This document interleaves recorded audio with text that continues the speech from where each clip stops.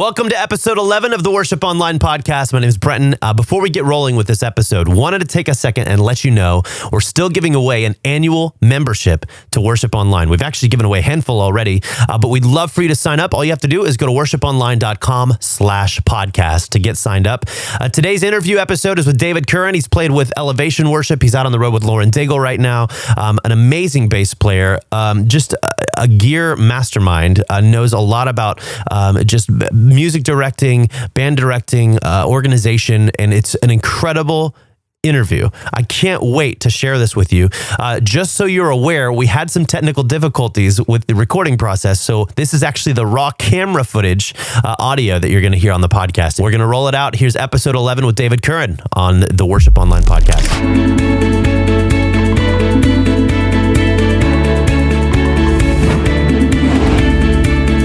Welcome to the Worship Online podcast. I'm Shalon. I'm the founder and CEO of Worship Online, and we have my co-host here. What's up? I'm Brenton. Thanks for being here with us. I'm actually worship leader and producer here in Nashville, and we're joined with a great guy. It's actually been a thrill to kind of just catch up, but just moved to Nashville a few months ago. But for 9 years, he was at Elevation in Charlotte, and then he's touring with Lauren Daigle. We're here with David Curran. How you doing, man? Nice to be here. Welcome, David. Thanks for being here, man. We're glad to have you. And Worship Online newest team member, actually. Yes. Awesome. Yeah. Very fresh. Killer bass player. Doing all the bass stuff. Slaying it. Dude, that's great. No, it's been a blast. Well, why don't you just start off and tell the nice people at home, just tell us who you are and what you do, and then we can talk about like how you got there. Yeah. So, I play bass for a living, and I had the great opportunity of touring with Elevation Worship for I was, like you said, I was on the team for 9 years or so, and been really wanting to move to Nashville for a while. Just felt like it was a kind of a step that me and my wife have been wanting to take for a while, and just had an opportunity to do it. And so we're like, all right, let's just give this a shot. And it's honestly been truly amazing, like coming here, meeting you guys. Like I feel like just from like the first second of coming to Nashville, it was like the very first thing I did was like we grabbed coffee and like talked about life and Worship Online, and just shared each other's passion for why we do what we do. And I was just like, I gotta get plugged in. So it's been great. And I know you made some connections with some artists and so I've I think one of the things I loved about playing with Elevation is like we would always have like a bunch of different people come in from time to time, and I got to play with a lot of people that would come in and visit, and then going on the road like met a bunch of great people, and I got connected with Lauren's team, and it just kind of felt like family immediately, and I just was like this is if I'm gonna move away from my home, like this group of people like on Lauren Daigle's team is just like truly unbelievable. It's definitely like the same kind of family aspect that I'm used to, and I think that's what gravitated me towards that. If you're listening, if you listen to what episode was Max on? I think it was, I actually have it here, episode 8. Episode 8 with Max Corwin. Max plays with Lauren too, so you guys are... Max was the first person I met, I think, from Lauren's team. Like it was just like in a green room, we were playing a show together, and he just like came in and was just like extremely friendly. And I was like, wasn't used to like, I had no idea what to expect from, a band based out of Nashville, like, and they're just killing it. I was like, who knows what to expect of Max? It's just like amazing. Legend. Yeah. It's awesome. Legend status. So cool. I love that. I think it's pretty cool to talk about that, I think, too, because for a lot of people who are into music, or maybe they're at church, it goes to show no matter where you are, no matter what you're doing, whether you're touring, whether you're volunteering at your church, community is so important and powerful to the journey. And even just talking about Elevation, being there for like 9 years, is that what you said? And how that kind of evolved for you. How did you get started in music, kind of in that community, and just starting to play bass? How did you fall in love with it, and how did it kind of transpire? Yeah, so it's a funny story about how I joined, and I try to it's in a weird way, like anytime like back home at Elevation when there would be a new batch of musicians that had just made the team, they always used my story as this example, which is really kind of funny. It's funny in retrospect. It wasn't funny in the present time, but so I made, with back when I was wanting to be a team member with the worship team, I auditioned and I made the team, but I didn't play for an entire year. I just like sat and volunteered, and I would still go to like the band meetings and like the just kind of the breakfast hangs that we would do, but like I had never played, and I only knew like a handful of people at the time, but the team was a lot smaller back then.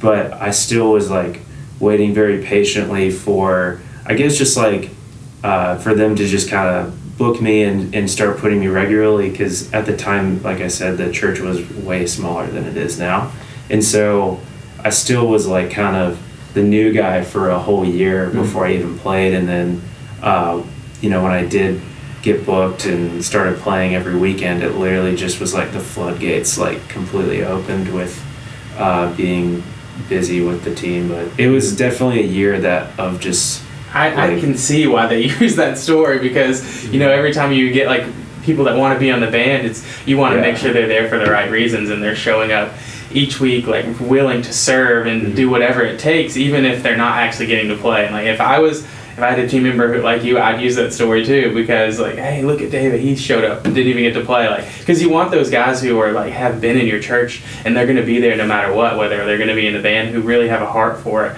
and love to worship and just want to be there, whether they're getting actually to play or not. So that's pretty awesome, actually. That whole year. Yeah, whole year. And I try to always remind myself of like that time and like never forget about like it's total. If you're in like a season of like you're expecting something to come and like you're hoping for this thing, and even like how you got this thing but it's not quite ready yet, like that year of waiting or however long that season of waiting is, like it's totally worth like just just being patient and just like serving and trusting God that like it's just the same as the story in the Bible when David was anointed king. He wasn't king the next day. There was a long season of waiting, and I think there's something really powerful to that, always kind of being open-handed. Even if you were on the team and you were playing all the time and then all of a sudden you weren't, where's your heart? Is it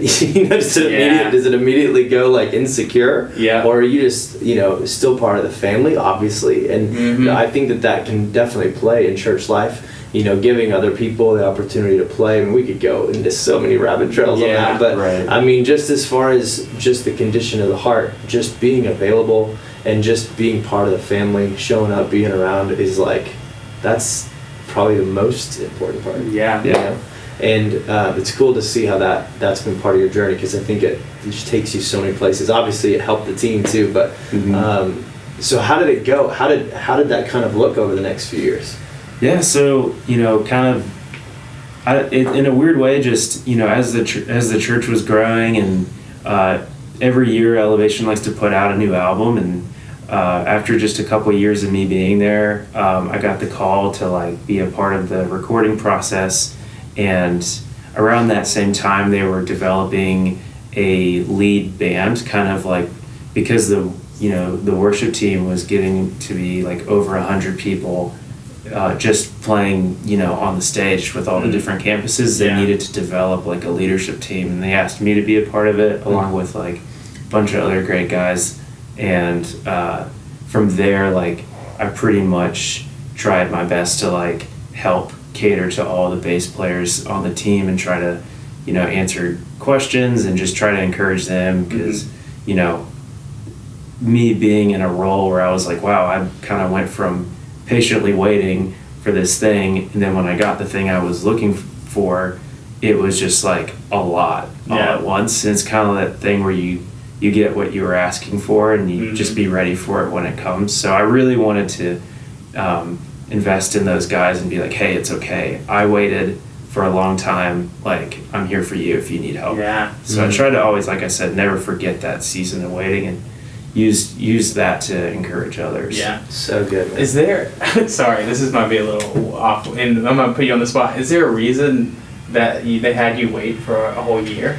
I never really got that answer, but Really? it's kind of a joke now. Really? It could be that they just, at the time there was only 3 campuses, and each band kind of had their own campus. So I kind of was just, Extra. I was, when I started playing full time there, like every weekend, it was when the 4th campus was built. So but I would fill in occasionally whenever someone was out of town or something. Yeah. But it was pretty much a whole year of like just kind of just hanging out, going to the meetings, like being a part of all the emails, and then showing up and people being like, "Who's that guy?" Like, I'd be like, "I'm here because you invited me. Just hanging out. It's okay. I'll be playing one day. Part of the team. Yeah, I'm here.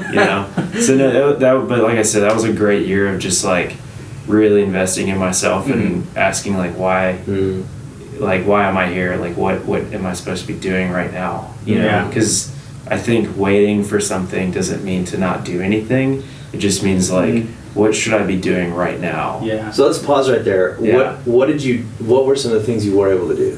Like, because my mind goes to like stacking chairs, and we've talked about that. Kind of just serving the team, just hanging out and getting coffee with guys. Yes. So one of the things I would do is I would be pretty active with the production team. So I'm sure there's a ton of churches out there that they meet in schools, they meet in these buildings where you can't just show up and like plug in. You actually have to create the church inside an auditorium. And so I was pretty active with like helping, kind of set that up in a way of just like, we have to kind of create, an auditorium. So let's put up the speakers, let's put chairs out. And so I think me being part of the music team, I was mostly involved with the production of like running lines and kind of getting that stuff down. And also that I think at the time that was even like, if you were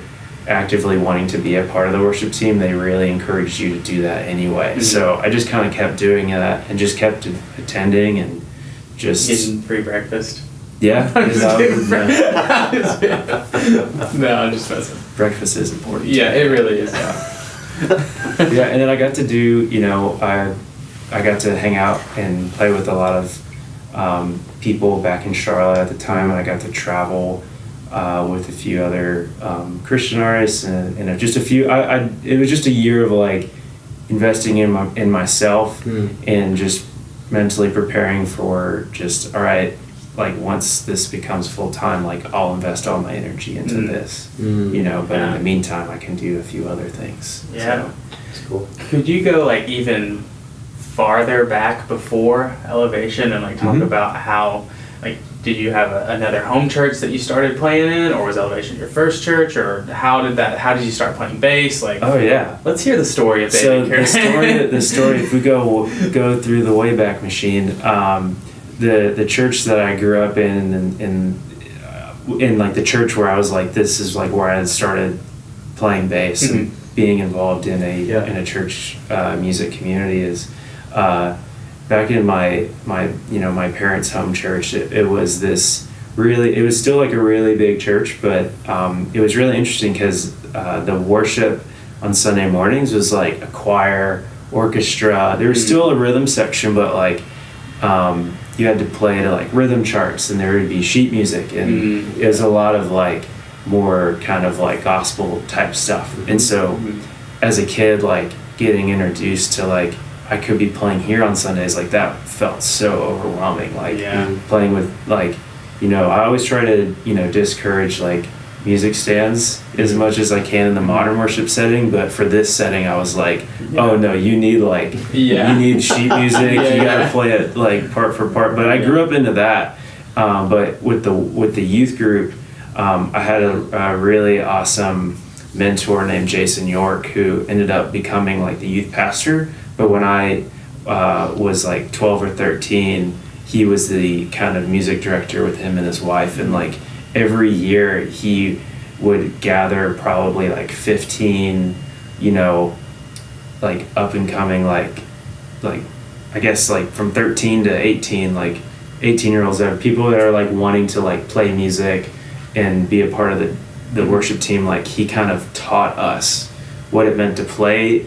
in a band, and you know, how to play, you know, reading charts and kind of just like communicating as a whole. Because you know, I could have played music in my room all the time, but it's like a whole other step to like play with a band. Yeah. And like and he had like 3 different drummers, or like 2 different bass players, 4 different vocalists. So we got used to like, oh, this is what it's like playing with a bunch of different drummers. Even though it's the same song, it might feel completely different than the last. And so just getting like just really involved in that at a young age, like he really kind of like really shaped me and kind of taught me like, hey, you know, you can think outside of the box and these sort of things. So I definitely would say he was like a huge inspiration on like a personal level. Oh yeah. So I think it's huge. Yeah, it's important to have mentors like that, especially at such a young age. Yeah. Because, and I know a lot of young musicians who, especially in today's age, where they will watch some YouTube videos or watch worship online and get a lot of the practice that they need. But there's something about having that person in your life who's able to really push you, and who's in your day-to-day, who knows the guys that you're working with, who's able to kind of facilitate that community really for you too at such a young age when you're kind of trying to just figure things out. But being teachable and having that just heart for saying yes, being around, and just being teachable and trainable.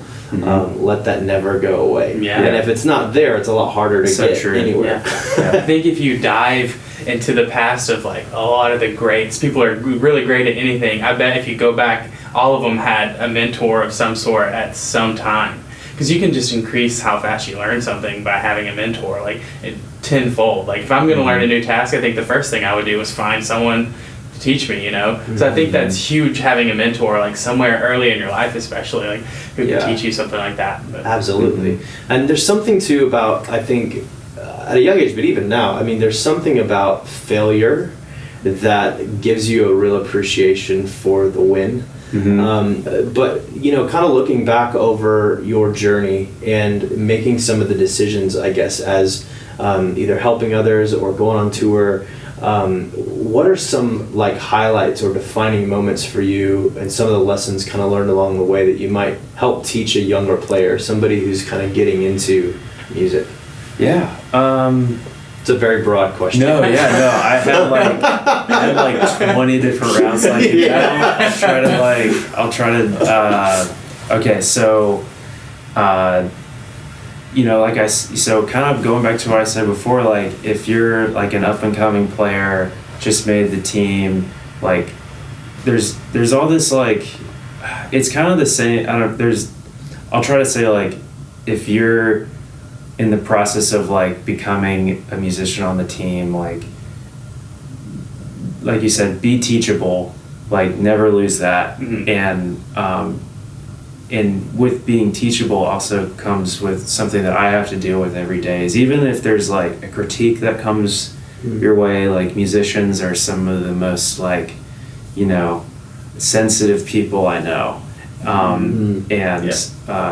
would always say like if there's any critiques that come your way, like if you're playing a guitar line on Sunday morning and someone's like, hey, like don't do that, do this, like totally be fine with that. Or even if like a musician like messes up on a Sunday morning, like that's totally fine. I have botched many things like in with big events going on, you know, it's totally fine. Like learn from those mistakes. Like I used to like beat myself up if I played like a wrong note or forgot something, but like it's totally fine to do that because you'll learn from it and grow. And I think I'm trying to think if I had another point that kind of was a little slightly different, but they're all really good. Yeah, I'll chime in again if I think of it. Nice. That's good stuff.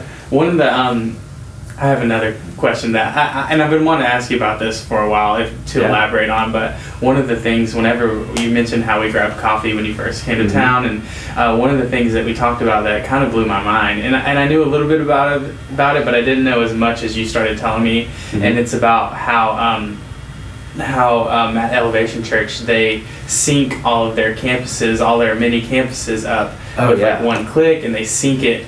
Can you just talk about that? Because I can't even explain like it's how you have that many bands and that many campuses all playing in perfect sync, starting their songs in the same moment, and just like with one central like band leader in many cases. Can you just peel back the layers for it? Can you just talk? How does that even work? Some great information. Because some of us have a hard time getting one band working out in one click. How do you get 20? No. Oh yeah. I'll start off by saying definitely wasn't my idea at all. Yeah. Like, I don't even know, all I know is like, okay, I think I understand. After 9-10 years later, like, okay, I think I get it. Yeah. So pretty much, Elevation has a lot of campuses, and some are in schools, some are in actual like buildings, some are in Canada. Like they're all over the place. And one of the things that they've really wanted to hone in on is like how to have, and if you're a multi-site church, like one of the struggles is like how do we feel unified as a church when there's so many different locations to go to. Like how do I feel like the location over here feels the same as over here. What they do is obviously we have our worship set, and for the most part like all of the campuses play the same songs. They might be in different keys depending on who's leading, guy or girl, but the same songs. We start at the same time, and there's a countdown at the start of the service. It'll say bands fire click, and it'll count down, and all the drummers locally will fire a click, and we'll start the set no matter where you are around the same time generally. And then for the last song, one of the ways they like to bridge the gap, because they kind of simulcast the sermon live. So it's not, on certain scenarios like it is pre-taped, but for the most part, I'd say now 90% of the time it's all live. And so that kind of helps create that unity. So a way that we bridge the gap is the last song of the set is what we would call the point-to-point song, which means no matter where you are, the main broadcast campus is getting streamed onto the screens, and but the local bands are playing along to the video, and so they have the click from the main campus in their ears, and they have an MD from the main campus in their ears. And we kind of developed like communication to kind of help, kind of guide those kind of. That was kind of the part in the set where like this could go anywhere. Like we could play the bridge 5 more times. We could go into a whole other song. This once you're synced. Once you're synced, like it is like the Wild West. You could go anywhere you want. That's cool. The MD at the main campus is leading every band. So that way you guys can basically go wherever the MD needs. So the MD has to be like on it at that point. And I would say the great Lance Gatch created, like he pretty much, you want to talk about like, you asked the question about like finding certain, it's okay to like fail because you'll eventually like get to like the right thing. Like Lance was never afraid to like kind of, he got thrown into like the impossible task of like how do you direct 13 bands at the same time. And so every week he was like, I'm gonna try this until I find like exactly what works. And he wasn't afraid to like just like try new things for the sake of progress, and like he developed this system that like it sounds crazy, but like it actually is really easy. That's cool. MDing all the bands from the different campuses because of like what he created. So man, I love that. Been to a lot of churches where they'll do multiple campuses, but it usually starts with the speaking. So it's like there's different bands and they have their own worship sets, and then they go to videos, and then the speaker is usually like 10 minutes delayed. So it's kind of like a DVR kind of setting, where it starts like 10 minutes late, just in case the worship goes long, or just in case. So this is pretty awesome. So it sounds like you guys go into an actual song altogether. Where the speaking and everything after worship is all live feed. So it's all real time, which allows you to have those flow moments. Because that was my next question. How do you flow? As you know, you're standing there and you're leading worship, and you've got, you know, a whole band with you, a whole congregation in front of you, and yet everything's synced to what's happening at like 13 other campuses. Pretty much from the last song of the set through the sermon till the end of the sermon, where if we go back into a song, that is all live. So, you know, if there's a song, if, you know, no matter who's preaching, like if their message is kind of resonating and there's like this song that could like really fit with the, you know, kind of like the ending of the sermon, we'll have that ready to go. And so whoever's MDing will communicate to all campuses like, hey, we're going to go play this song. We're, you know, at the end of it. And you know, as like the sermon is ending, the band will kind of start creeping in, playing behind whoever's preaching. And then, you know, the MD will be calling out the chords, calling out dynamics. Dynamics is a big thing because, you know, you're still having to feed off of the energy off of a screen, because you can't, some campuses, like they can't see the screen. So whoever's MDing is calling chords and dynamics. And so it kind of helps. That's cool. You know, kind of like I said, like create that unity so that if you're not at the main campus, you don't feel like you're missing out on something because you're not in the same room as like where it's getting broadcast. So they try to like give each campus like the same, like, you know, you're going to be experiencing the same thing even if you live an hour away and you can't make it. So man, that's crazy. One thing that I know Elevation is really good at, even from listening to like the Stephen Furtick on podcasts, is like the band is always like super, like it sounds like it's scored with him, along with him. Like as he's talking, it's like the band is perfectly building behind him, and then they're like breaking down when he breaks down. It's like it's like they're so good at that. Can you you touch on that, and like how the band leader is like?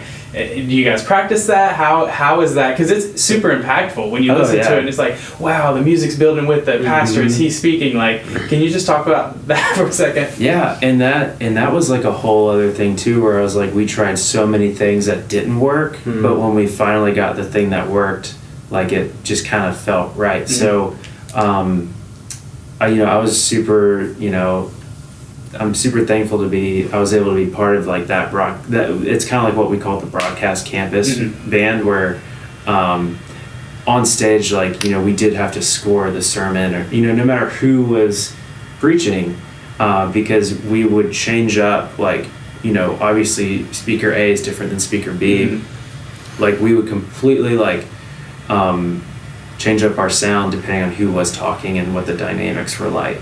But one of the key things obviously is communication with that. You don't just want to start rambling around hoping you get something. One of the things that we had, every musician on stage had talkback mics. So the only mics that ever got sent out to worship leaders or to other bands was the main MD. But the rest of us on stage, we could talk to each other without anyone else hearing us, so we weren't, because we would like talk about, like, if it was Aaron on keys, like Aaron probably does like a lot of like the amazing like orchestral scoring sounds from his like keys and stuff, and LJ's like amazing at like if like they're going into like just this old hymn, like he can pick it out in a second and just be like, hey, we're in D. Well, here's the thing too, like this might be like a real extreme statement, but like even from what I remember, even with the audition process back at Elevation, like it didn't matter how good you were, like you could have been the best guitar player that walked in the doors. If you didn't know the number system, like it's not that you didn't get in, but like they really didn't want you to like play unless you knew that, because like that is how we talk about everything. Or at least like they weren't like, no, sorry, you can't play. It's just like, hey, we really need you to learn this, like because this is like priority one. Priority one is like number system, and then priority two is like, can you play guitar? Like that was like it's like priority one number system. Number two is like, do you have a good heart? Like, are you saved is number three, but number one is actual number system. Yeah. No. That's funny because the first worship band that I joined. I say kind of, not really the first one. I really started getting involved in understanding worship.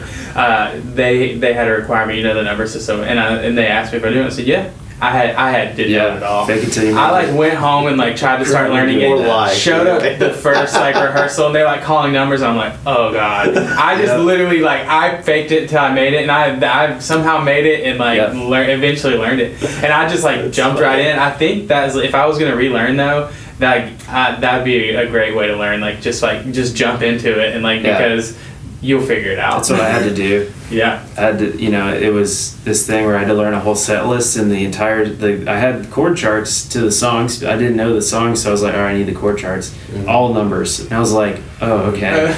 This is how I'm going to learn the number system is just you could even just take a song that with the letters. Even How Great Is Our God. Something very simple. If it's, you have the chord chart in front of you with the letters. Write the numbers on top of it, so you're kind of helps you try to use as many senses as you can. That's what I always tell people. If you need to learn it fast, play it, write it, hear it, use as much. It'll kind of ingest it a lot faster than someone trying to kind of teach it to you, I guess.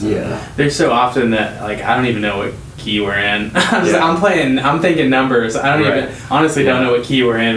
But you start with the key. If you wanted to transpose it, you could transfer. I could transpose anywhere I wanted to because I'm thinking numbers. I'm not thinking chords. So many musicians get locked in and playing chords, and it gets really hard for them to learn how to transpose. And that's when if someone messages us hey, I need to transpose this song. My first piece of advice is hey, think about maybe learning the Nashville number system. Because that's going to make your life so much easier if you want to start transposing on the fly. If you want to just transpose anything.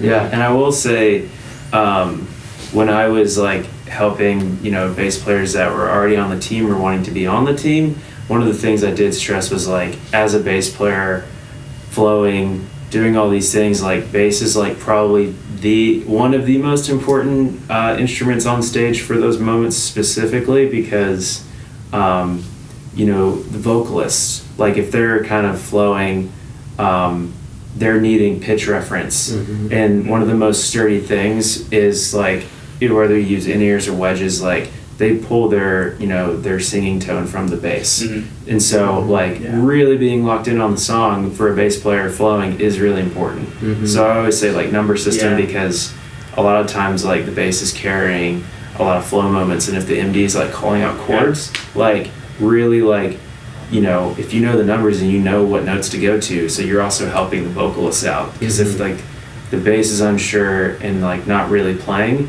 then the band can kind of easily fall apart. Because if the vocalists are having a hard time getting their pitch, then it's it just kind of seems like you're a fish out of water a bit. And then also for a bass player, on the other side of it is, I always stress, most musicians, but specifically the guys I worked with, is to know the melodies really well for these songs if you're flowing. Because if you think about it, what's the one thing that a worship leader does to kind of help out loud, all right, we're going to the bridge now, is then maybe they'll sing a line from the bridge, or they'll sing a line from the chorus to help signal to the band, we're going to a new thing here. And if you don't know what the chorus sounds like, or if you can't, if you're a musician, you're what is the bridge, what's the melody again? So if you know the melodies, you can easily pick up on where the worship leader's trying to go. And knowing lyrics, that's huge, that no one really talks about, is you need to know the chords, but if you know the lyrics, you have the song in your bones. So no matter what the worship leader calls on the fly, if you know he's singing the bridge lyrics, he's about to go to the bridge, let's go. So you're already on the same page. That kind of stuff is I try to stress to people. It's don't just know your one thing, know everyone's thing. It's really good. You're not just a bass player, right? You're part of the worship team. You're actually one of a team, and knowing, we always talk about being kind of knowing what everyone else is doing, really, and that includes the words. And bass is such a responsive instrument. It is literally a melodic and a rhythm instrument at the same time. So like Sure. you do need to be locking in with the drums, but like the notes you're playing, if you're gonna play fill, you need to make sure it's like in line with what chords are being played. Yeah. So it's like this weird meeting ground where rhythm and melody meet. So Yeah. knowing all the other instruments, like you'll start sounding like a bass player or musician that's like taking a step forward in like their playing. Yeah. When they know like the triads of the chords and they know the lyrics. Like that's the kind of thing that'll take you to like the next level. Yeah. It's awesome. So Rhythm and melody had a baby, be bass. that's yes it would. No, but I just thought That's that. going on the Insta story. You guys get 10% of that. I'll get each. that. I'll So, get that yeah, we're there. framed in my house. Yeah. Above the toilet. Yeah. Above the toilet. Perfect. Yeah. Perfect. Okay, great. So talk about. I can't even talk right now. Got him. Talk about. Glad to help, bro. Yeah, thanks. Talk about, okay, so this is one of the things that we briefly mentioned before we actually started, but talk about, like, I know a lot of bass players want to know, and even I kind of question sometimes in these, like, dancey songs, like Young and Free and stuff. Talk about, like, the bass player's role, like, what can you play when there's so many synths and tracks, and, like, half the time there's not even real bass there, like. No, yeah, and that's something I even noticed, like, when we're doing tutorials on the website, I'm like, what do I play here? And I have to, like, go through the stems. I'm like, okay, this is what the bass is doing. But not every person has access to that. So what my rule of thumb is, like, okay, so take a song like This Is Living Now, Young and Free. Like, really great bass line, but it's, like, mostly, like, synth or Moog bass. You can do a couple things. I try to say, if you're playing electric bass and there's like tons of low end subby bass already present, try to create the exact opposite of like what that sounds like. So maybe brighten up your bass, maybe use a pick, because if there's already this dominant presence of like darker sounding low end, like don't add to that because that'll muddy it up. Like maybe kind of create like a polarizing sound and kind of help blend it together. The same way of like, there's a guitar player running stereo, more than likely it's two different amps, you know, and because like they like having like, you don't want like the exact same thing, you kind of want like a slightly different thing in just kind of blending the two and creating a unique sound. So if there's a Moog happening in the track, like make your bass sound like Adam Clayton, like with a pick, maybe dirty. And this is assuming that their band is running tracks that has all that stuff already. And you know, and like I said, I still think like that helps too, because if you're playing a dancey song or whatnot, or a song that just has like, you know, like I said, like a Young and Free feel or anything like that, kind of you're wanting that kind of bouncy, attacky sound to kind of help make it kind of dancey. So I always try to say, do the opposite of what's already in the loops in a way. It's really cool. Find a tasteful way of like finding your own voice, but still kind of like gluing it together. Yeah, that's really cool. Kind of mixing wise, like, because I've gotten to do like front of house stuff at our church quite a bit.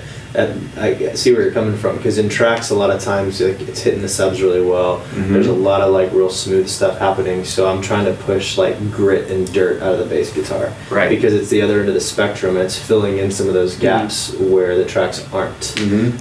So I can totally see what you're saying. So, but that does come from the bass player and dialing in that tone. And for the recording nerds out there, like if you're tracking bass and you want to have two channels, like a lot of times you'll have like, if you're wanting a direct box channel or like signal, and then you also want like an amp signal, like those two things are pushing out bass frequencies, but it's like focusing on something completely different than the other. So like the direct box signal is going to be like really clear, really bright, and then the amp is going to have more of those like lows, growly, so and like warm stuff. And the really warm stuff. So if like the amp is the Moog, then the direct box is your bass, and like there's a reason why you're not, you know, using two of the same direct box. You're using a direct box and then something else. And even if I have to use two direct boxes, like I'll find two DIs that are like completely different sounding than the other, just so I can kind or of add a drive or add like something else to it. Like I don't like using two tube direct boxes at the same time. I like having a tube direct box and then a different sounding dirtier one, so it doesn't sound like the same thing.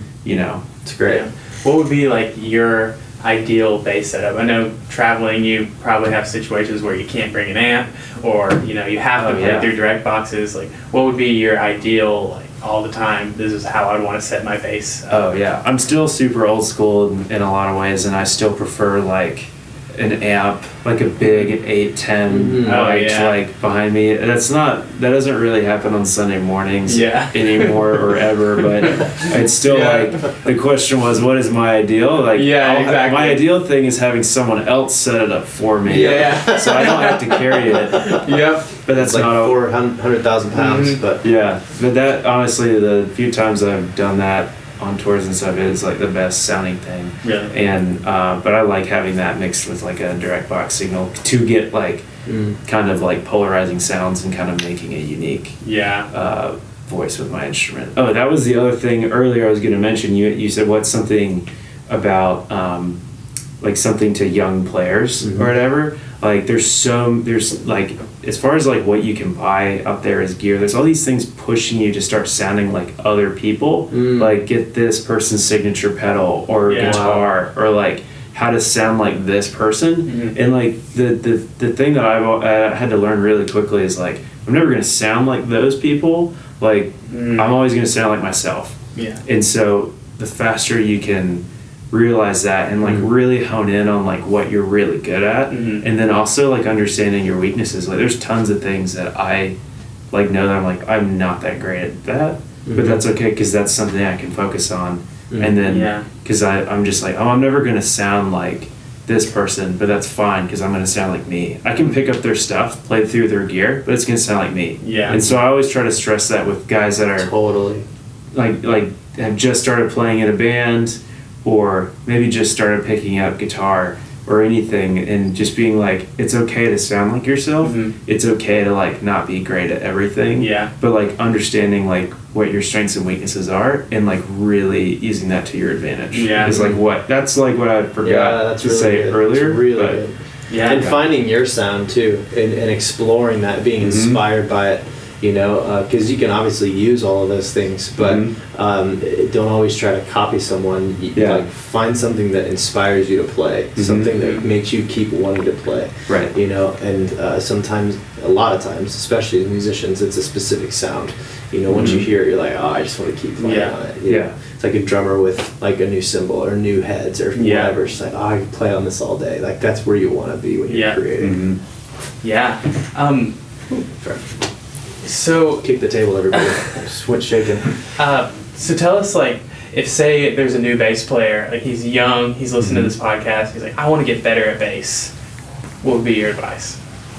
So for me, when I started bass, I really hated practicing. Like I took 6 months of lessons, and I was like, I'm not doing this. This is awful. Like, why did I pick this instrument? I think like I saw someone playing like slap bass when I was like 11, and I was like, that's what I want to do. And I was like, that's the instrument. And I was like, I tried it, and I was like, nope, not this is too big, too heavy, whatever. This is boring. But when it really clicked for me is when I found out that I could play like songs that I listened to. That realization when I like learned my first song or something, like it just was like, I was like, this is the coolest thing ever. And when I started connecting the dots on like, oh, this C right here is the same C right here, and I was like, you could do different things, and I think that was around the same time that I started playing on the worship team at my parents' home church, where Jason York was like super hands-on with like developing us. But it was like around that same time, I was like a year in, and I was like, I'm not sure how I feel about this yet, but learning new songs and then starting to play music with my friends was like, those two things like really like pushed me to keep doing this. That's huge. Would you recommend like listening to some like crazy styles of music, playing along with it, or practicing? I mean, when I was learning to play guitar, I would put on like, for some days I want to learn jazz, and I just try to mimic it, like just play, and it really stretched me. I'd put on like some maybe like John Mayer or like some stuff that I really wanted to learn. I'd just play it. I don't. Does that transfer into bass? Yeah, it does. Like, I think for me, like this sounds really bad, but like I used tabs when I was like early on, but I don't see anything wrong with tabs now if like you're a person that like has to use tabs. Yeah. Because it helped me understand the neck really well on the bass when I was like kind of seeing the neck as like a bunch of numbers and shapes and patterns. I was like, oh, this is just like another way to like see music. Because I always tell, like I teach a lot online, and what I try to tell students is that music and your instrument, like see it as a circle. Like circles are used a lot in music. You have the circle of fifths, and like it just kind of shows that this like repeating pattern. There's never like an end point. It's just like, and so with learning your instrument, there's never like one like right way to like learn it. If you are stronger at learning it this way, like go that direction. Like, so for me, like I saw learning my bass as like so many different ways to understand it better. So through tabs, I saw it from one perspective. Learning, I actually played saxophone in 6th grade, so I had to learn like treble and bass clef. So I learned it through that way. And so I had the theory side of it. I took a lot of the theory classes to understand chords, to understand major, minor scales, like all these things. And then I had the like kind of the try to incorporate that into, you know, pop music, and like how am I going to learn this this Incubus song at 13, 14 years old? Like I want to learn how to do this. And I pretty much just was like, I'm just going to learn every song imaginable that I like listen to, and I would just like practice it and practice it and practice it, and then it somehow kind of came out in my playing. And so even like something that I notice a lot with like if you're a musician that plays mostly on Sundays, and I'm speaking to myself too, like I got into this place where like I got really familiar with the songs that we were doing every week. And so it got to the point where I was so familiar with it, like I didn't even really practice. I just was like showed up and I was like, oh, okay, these songs, cool, good to go. But like it never pushed me. And so at the time I was like, I had a bunch of roommates and we were all musicians, and like there was like a couple of months where we forced ourselves to like just practice like a bunch of like different songs like all day, and like we practiced Motown or jazz or like things that like we weren't playing on the weekends. And like not being afraid of like, okay, so you know I'm learning My Girl, the bass line to that, or the Stevie Wonder song, and I'm like, just because I'm not playing Stevie Wonder on the weekends, but like I can still learn the Sir Duke bass line and then somehow like incorporate that into this 4-chord song that I have to play on Sunday. And it just made me a better musician overall, which made like me playing better at church, and like never being afraid to like keep pushing yourself with this music that you might not ever play, but like just get better, just for the sake of getting better, and then you're a better musician on Sunday. So getting really good with the tools you have, which goes for like every instrument. Like everyone who plays drums has basically the same amount of drums and the same amount of cymbals, and a bass player, everyone has the same amount of frets and strings. It's all about what you can do with those things, and there's so many new things you can learn. Like this guy is doing this with these, I have the same tools I can learn, and you know, it transfers over into your playing when you're trying to start playing with your tools. I love it. I love creativity. It's the best. Creativity.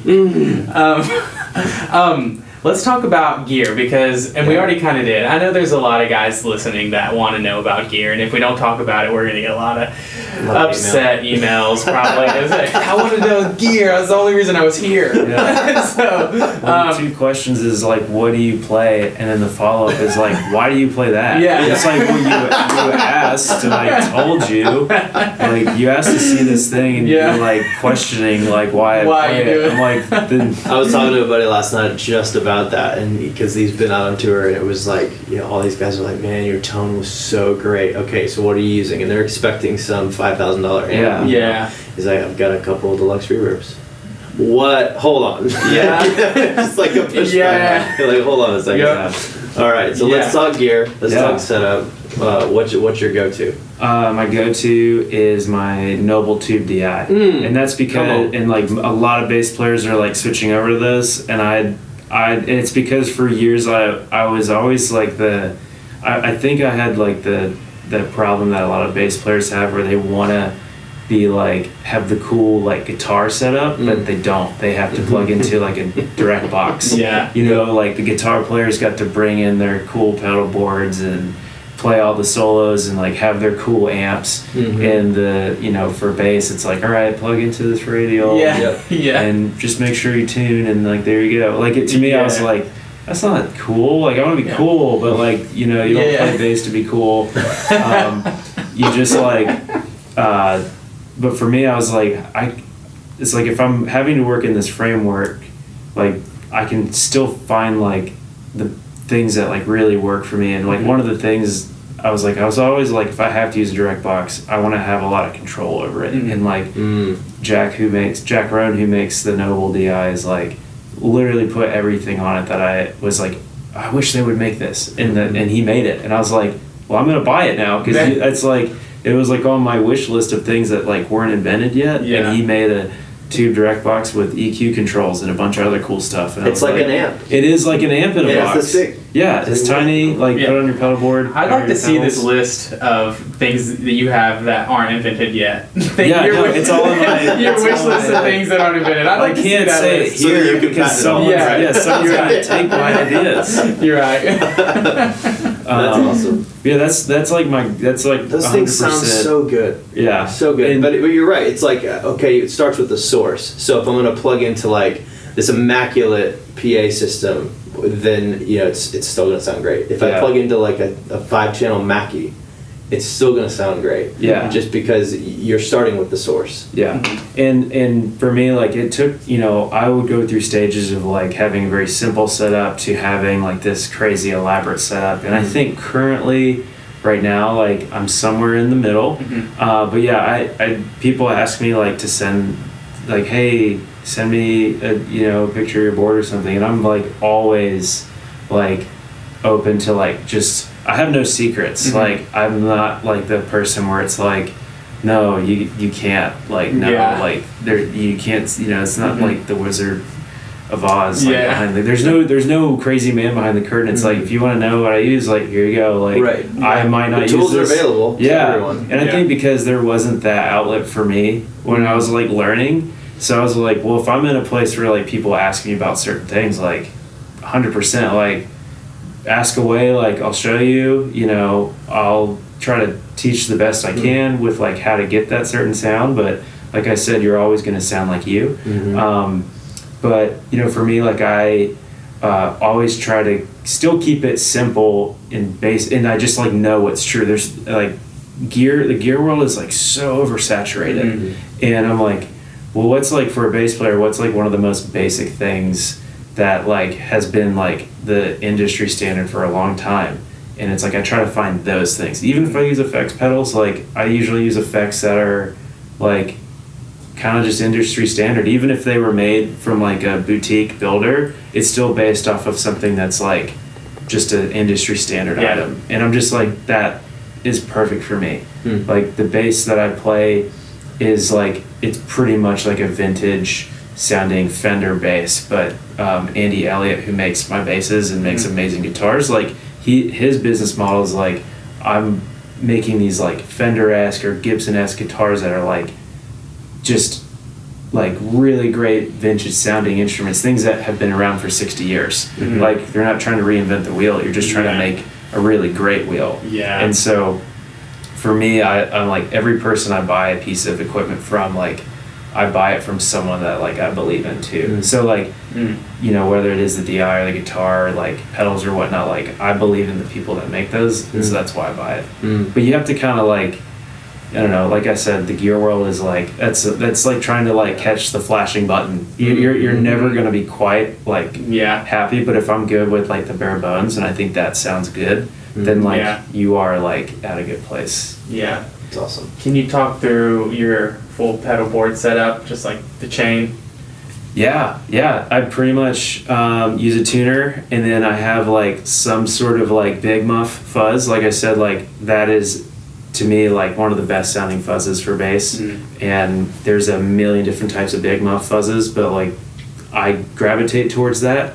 And then I have like this bass micro synth that's really cool that a lot of the Bethel guys use. It's pretty much like the back half of my board. I'm just like, I met a lot of Bethel dudes and I heard their bass tone and I was like, this is unbelievable. So like the back half of my board is like a bass micro synth and then like the Aguilar tone hammer. Like those two things are like what's on like most Bethel songs, and I think it sounds unbelievable at the right setting. But yeah, so I have two DIs on my board, and that's because, like I said, like the Noble DI sounds completely different than the tone hammer, and so if I can kind of mash the two sounds together and create like a new thing, or if I use an amp, like I'll just run it off through an amp too. Yeah. But there's a couple, but that's only 3 different pedals. It's still not like I don't have like a 20 pedals running delays and stuff. I've done a few things like that, and it's been really fun. But